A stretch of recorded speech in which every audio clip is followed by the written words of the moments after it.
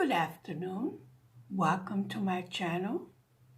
Today, I am bringing you a wonderful story. As usual, are we ready? Okay. This is from the Elderberry Tales.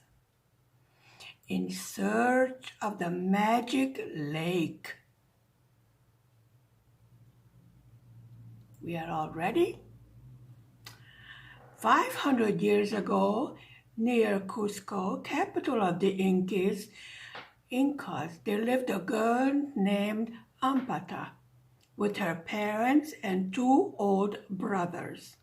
Her family was poor and farmed the land as best they could to serve their emperor, the Sun King.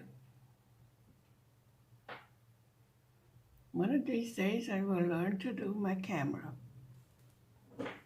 Alarmed, they learned that the health of the prince, who had not been well since birth, had worsened.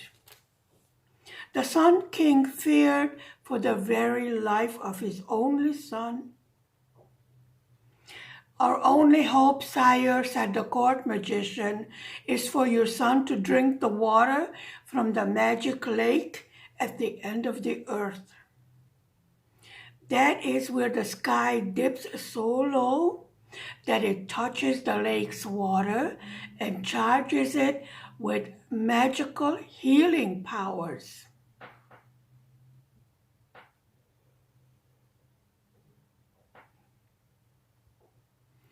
The Sun King announced that whoever could bring him water from the magic lake at the end of the earth would be richly rewarded.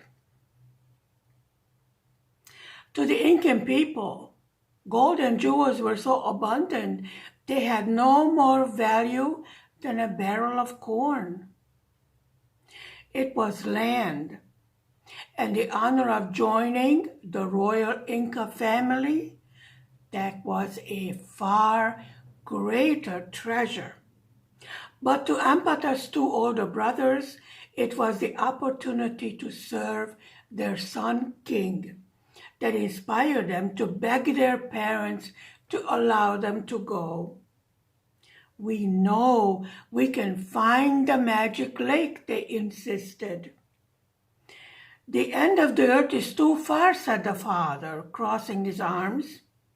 The mother agreed, and adding, "Panthers, boa constrictors, falls from rocky ledges. Who knows the dangers that could befall you?" "But our prince will die without the water from the magic lake," they cried. "We must try." Eventually the parents relented, and Ampata's brothers embarked on the journey. They traveled for months, trekking through endless mountain ranges, each time thinking the mountain they were climbing on must be the very last one on earth, and beyond it they would reach the magic lake. But this did not happen. One day, after climbing yet another mountain they had hoped was the last one on earth, only to discover at its summit dozens more peaks in the distance, one of the brothers said, discouraged, "We're not going to find the magic lake." "I know," said the other, panting with exhaustion. "This is hopeless. What should we do? Look, the harvest is coming, and our parents need us back at the farm. Let's take some water from this mountain lake back to the prince. Who knows? We're from Cusco. Maybe the water will help cure him." They had their doubts, but scooped a jar full of the mountain lake water, sealed it, and presented it to the Sun King at the castle. "My magic flask holds only water from the magic lake," said he. "This water is fake. The men are impostors." How dare you try to trick the royal family, bellowed the Sun King. Throw them in prison. News of the young man's fate spread throughout the land. Though her brothers languished in jail, Ampata held out hope, since at least they were still alive. Absolutely not, said Ampata's parents when she pleaded with them to allow her to go in search of the magic lake too. We'll have no children left at home, they said. But Ampata implored them, saying it was the only way to win her brother's release from prison. Besides, the Sun King's poor son was worse than ever and had slipped into a coma. Sighing, her parents bid their youngest child farewell. On Ampata's first night, she snuggled into the warmth of her llama. But on the second night, her sleep was shattered by the cry of a panther. She couldn't endanger her llama, and so she pointed the way back home for her pet and urged her to go, and quickly. That night, Ampata climbed the trees to spend the night safely out of harm's way. The crook of a tree trunk is hardly a comfortable bed, but sleeping in the trees can bring unexpected benefits. The next morning, Ampata watched, bemused, a pair of scarlet macaws circling overhead. Those noisy, gorgeous, deep red parrots with white patches on their faces and splotches of blue and yellow on their wings. While she watched, she chewed some toasted corn and nuts, and when the macaws alighted on the next branch, she spread some treats for them too. Quah, quah, the macaws helped themselves to the trees. On the trees.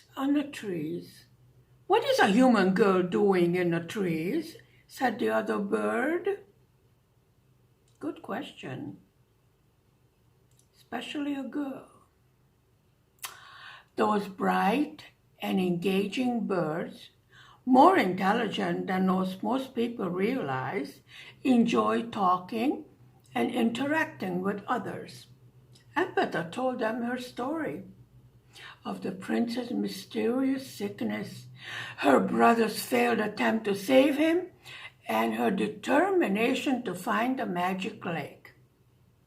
You will never get there on your own, said one of the macaws. The two birds bobbed their beaks and flew to the edge of the limb.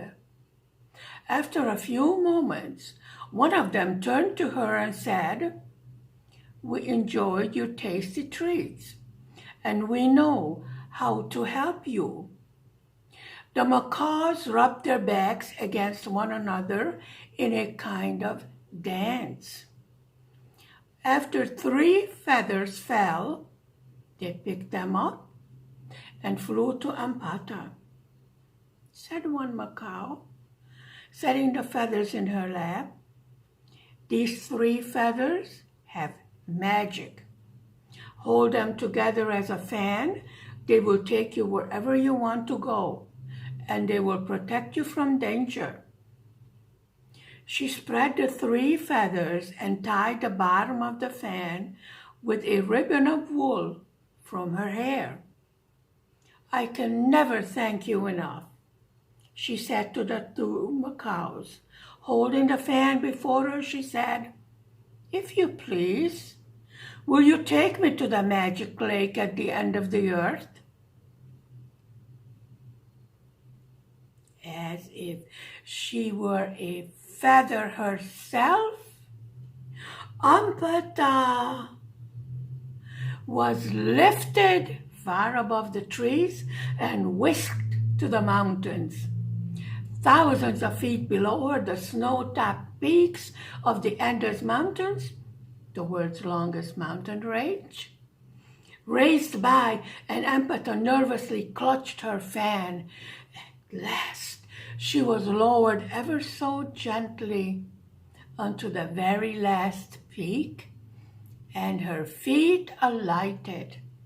There, before her sparkled the magic lake, indeed, where the sky touched the water in the magic lake fizzed and sparkled. Ampata knew she had reached the end of the earth. She tucked the fan into her braided waistband. Suddenly from the woods slithered a giant rattlesnake many times larger than she, shaking its rattle and flicking its long red tongue. It seemed to fly toward her.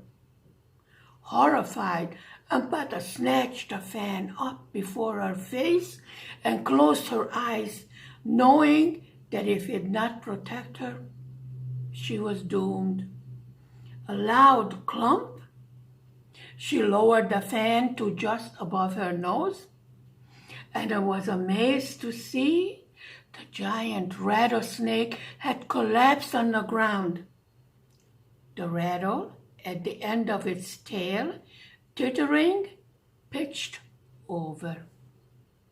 The next moment, a huge red scorpion, snapping its sharp front claws, surprised her from behind. It scampered toward her on its many legs so quickly that she barely had time to raise the fan. Though, as soon as she did, the sound of its rushing along the ground toward her stopped. The scorpion lay on its back as if asleep. Its many legs waved in the air, and then settled down to rest. Carefully stepping around the scorpion and the rattlesnake, Ampata headed to the shore of the magic lake. Suddenly, a low humming sound started behind her. Spinning around, she saw what looked like a dark cloud. Soon the humming became louder and the dark cloud became bigger and darker. She realized with horror that a swarm of ferocious army ants was about to surround her. Quickly, she shot the fan in front of her face, not knowing if the feathers would protect her from so many ants coming from so many different directions. Yet, in the next few seconds, no ants bit her feet and climbed her legs. Trembling, she peeked from behind the fan. The swarm of deadly army ants silently lay around her, dead. Ampata kept the fan in front of her face while she hurried to the magic lake, and with her other hand dipped the jar into the magic waters. As soon as the jar was filled and sealed shut, she gripped the fan and said right away, "Please, take me to the castle of the Sun King." She had no time to waste. The prince was very ill, right? The next moment, she was facing the Sun King's castle and its walls of huge, interlocking cut stone. When she announced she had brought water from the magic lake, the girl was rushed upstairs to the sick prince's room. Ampata gave her jar to the court magician, a looming man who regarded her suspiciously. But when he poured the water from her jar into his magic flask, and it did not sizzle or disappear, he smiled and glanced at her with excitement. He dipped his finger into the flask and let a few droplets fall onto the lips of the pale-faced young prince. The sick man's lips parted. His tongue flicked out for a moment to taste the water, and then his eyes closed. And then his eyes opened. Everyone in the royal bedroom cheered, and the prince smiled. "Drink this, your highness," said the court magician, handing him the flask with Ampata's water from the magic lake.